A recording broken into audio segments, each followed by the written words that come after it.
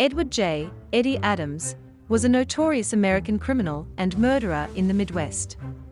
Eddie Adams was born in 1887 on a farm in Hutchinson, Kansas as W. J. Wallace. His father died when he was young, and his mother remarried, setting the stage for a lifetime of psychological problems. Eddie had a strong disdain for his stepfather, as well as for physical labor. He learned the barber trade and moved to Wichita, Kansas in the early 1900s. There he met John Callahan and quickly became involved in bootlegging, petty robberies, and car theft. Adams was a charismatic fellow who attracted a long line of criminal hangers-on and loose ladies. His wife left him after growing weary of his illegal activities and infidelities. He soon formed his own gang and began committing bank and train robberies throughout Kansas, Missouri, and Iowa, eventually earning the reputation as the premier bandit in the Midwest by the early days of Prohibition. Murder and Kansas City. In 1920, through Callahan, Adams formed a partnership with outlaw brothers Ray and Walter Majors, and on September 5, attempted a daylight robbery against a notorious Kansas City gambling den on Grand Avenue owned by Harry Trusdell. However, a shootout between the bandits and tough employees of the illegal casino would result in the death of gambler Frank Garner and the eventual capture of the gang by police. Identified as the gunman in the tough gambler's death, Adams was sentenced to life imprisonment in February 1921. His partners, the Major brothers, received lesser sentences by agreeing to plead guilty to robbery, and were both sentenced to only 5 years imprisonment. Both brothers would eventually die behind bars. A third Major brother involved in the botched robbery attempt, Dudley, would escape from the scene only to be later arrested and serve time in the Delaware Penitentiary. Midwest crime spree. While being transported to the Missouri State Prison in Jefferson City, Missouri, Adams escaped custody after jumping off the train, and within several days joined Julius Finney in the robbery of a bank and general store in Cullison, Kansas on February 11, 1921. He was captured near Garden Plain by a posse 6 days later, after wrecking a stolen car under a bridge.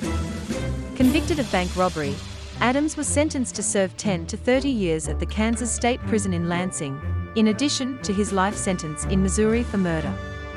On August 13, Adams once again successfully escaped imprisonment after sabotaging the prison power plant and scaling Lansing's prison walls during the night along with inmates Frank Foster, George Weisberger, and D.C. Brown. The driver of the getaway car was Billy Fintelman, a World War I veteran has gone bad. With the exception of Brown, who was recaptured days later, the fugitives would elude capture from state authorities and eventually formed what would become the newest incarnation of the Adams Gang. By September of that year, joined by Fintelman, the gang robbed around $10,000 from banks in Rose Hill and Hayesville, Kansas. During the Hayesville robbery, Adams pistol-whipped 82-year-old James Creville for no apparent reason, who later died of a fractured skull. On October 8, police attempted to trap the gang near Anolee, Kansas. However, the gang managed to escape after a gunfight, which left Deputy Benjamin Fisher wounded. The gang was spotted 11 days later after stealing $500 in silver from a bank in Osceola, Iowa, and, following another attempt by a posse to apprehend the gang near Murray, killed C.J. Jones before escaping in a stolen car owned by Sheriff E.J. West. Heading for Wichita, the gang's crime spree continued, robbing 11 stores in Muskota, Kansas, and abducting and later robbing 2 motorcycle officers outside Wichita, where their motorcycles were set on fire. Back in Wichita, on November 5, 1921, Adams shot and killed patrolman A.L. Young in cold blood while Young was on duty. The motive behind the killing was said to be a mutual love interest who had chosen the company of the officer over the outlaw. The gang then committed their most successful robbery, with the theft of $35,000, after robbing a Santa Fe Express train near Ottawa, Kansas. Downfall.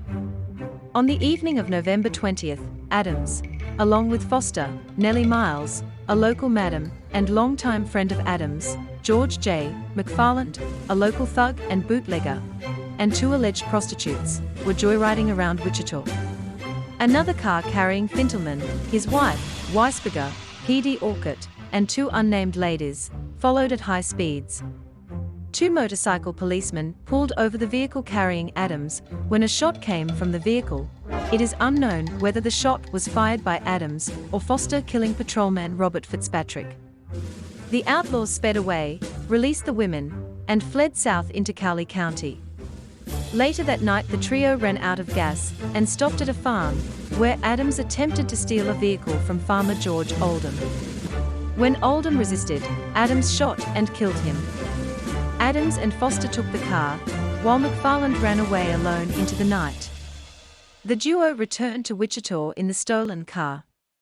The next day, Adams and Billy Fintelman went to McFarland's house to look for him, only to find 2 officers waiting.